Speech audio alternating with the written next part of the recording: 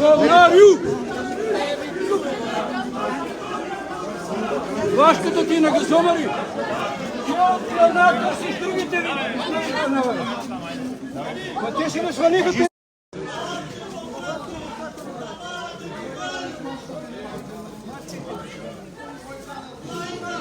Кой има фотове в памет? Не го будете, бе!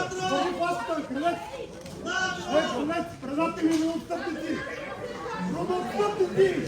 Плащат и сърбите на силата собствената си родина! Хайде, бе! Скарши! Говори на български, не се прави! И този е предател, и онзи е предател! Сърбите ви дават пари!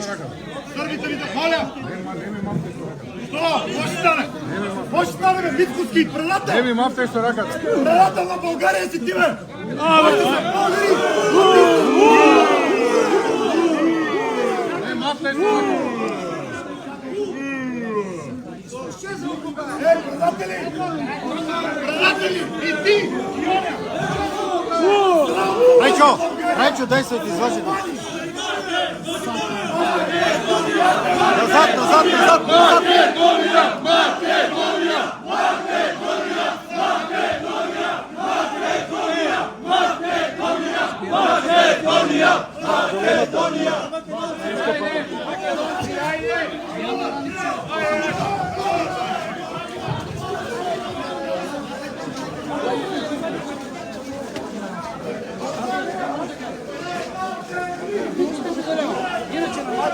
Вълнарю! Вашката ти на газомари! Тя от страната с другите ви!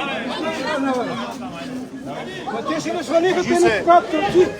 Флашката, он ни с бялата коса, с дългата бяла коса, ни открадна флашката. Кога после ще го установите? Те ще я предадат 100 пъти. Ма той ни открадна, аз го видях как я взе. Това е частна собственост.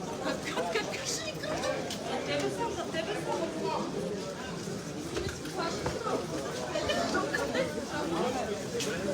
Тая, нали?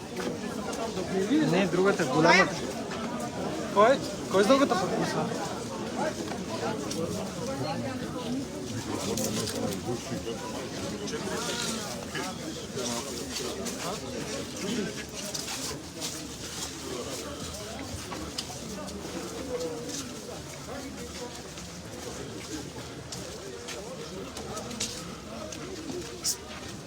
Спри камерата.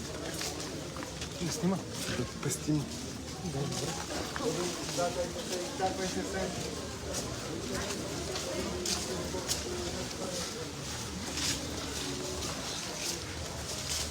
Пресичането на журналисти ще стане организирано. Не, тук отстрани чакайте.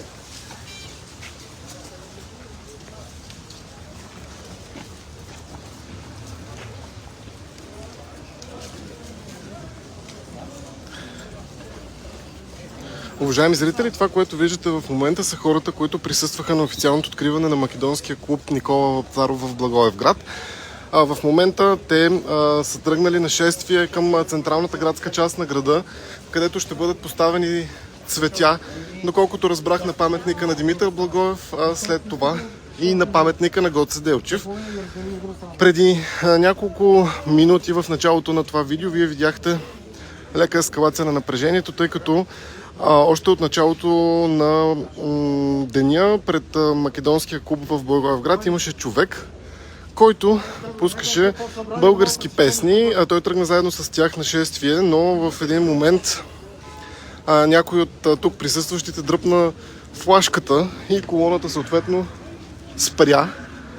Полицията се наложи да изведе този човек с колоната, за да не се нагнетява напрежение. А в момента хората, които виждате, са тръгнали да пресичат към центъра на Благоевград. В момента се намираме в изключителна близост до Американски университет и Правно-историческия факултет на Югозападния университет. Тук съвсем близо се намира и паметника на Димитър Благоев в съседство на сградата на Драматичния театър. Отцепено е движението, за да може групата да пресече безпроблемно. Само да ви напомня, че в другата част, в другия край на центъра на Благоевград са се събрали от ВМРО. Там е и Ангел Джамбазки. Те са обкръжили паметника на Гоце Делчев, за да не може да стигнат тази група от македонския клуб и, цитирам, да осквернят паметника с знамена, които са различни от български.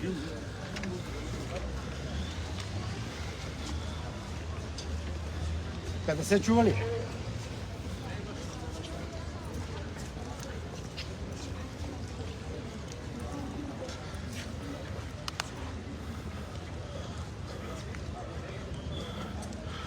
Голяма част от хората, които виждате в момента, са български граждани, които в разговор с нас се самоопределиха като македонци. Има представители и на македонската държава, т.е. граждани на Северна Македония.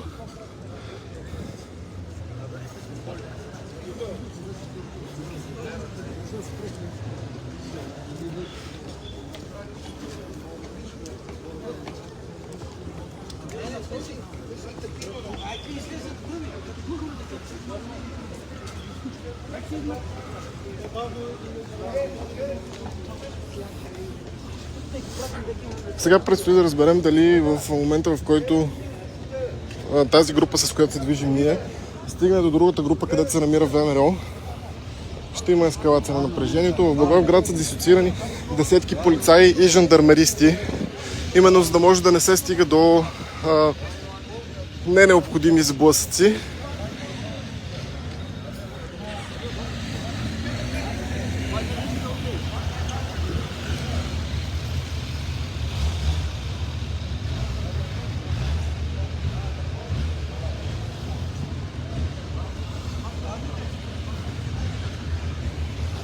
В момента нека пак да повторим, че групата, която виждате да се движи по централните улици в Благоевград, е тази група, която присъстваше на официалното откриване на македонския клуб в Благоевград, който носи името на Никола Вапцаров.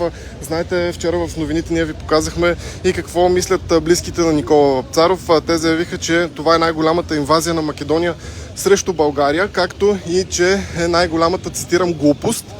В същото време тук присъства лидера на опозицията Мицкоски. Тук видяхме представителите и на македонската партия Левица. А сега, ето виждате, това е центъра на Благоевград. Сега те ще стигнат до паметника на Димитър Благоев.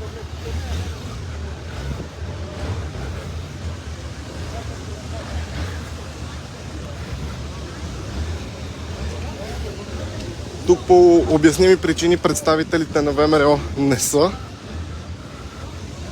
Те пазят другия паметник в центъра на Благоевград, който е на Гоце Делчев.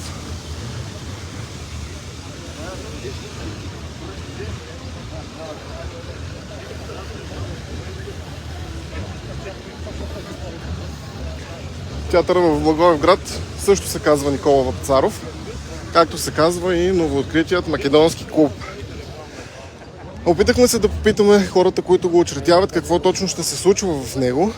Те разказаха, че ще почитат празници, които не са в официалния календар на Република България, но както вече ви споменах, част от хората с български паспорт тук се самоопределят като македонци и съответно ще се опитат да празнуват македонските празници в този културен клуб. На място има и